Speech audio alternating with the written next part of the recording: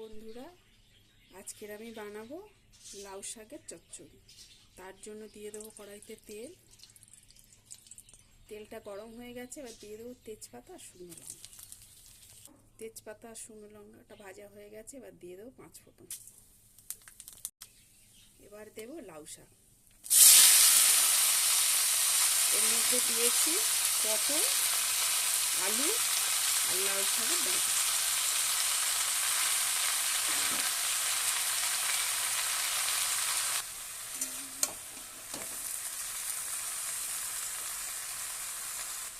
একটু ভাজা হয়ে গেছে, এর মধ্যে দিয়ে দেবো লবণ, দিয়ে দেবো হলুদ,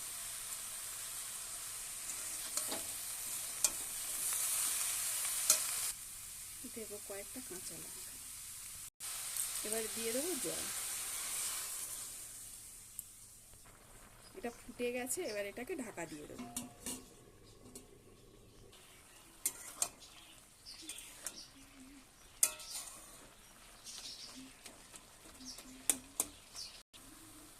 দিয়ে দেবো এর মধ্যে একটু চিনি।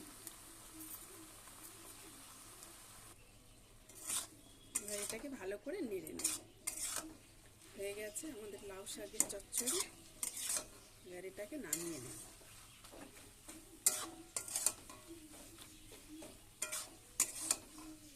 হয়ে গেছে, গ্যাস অফ করে দেব।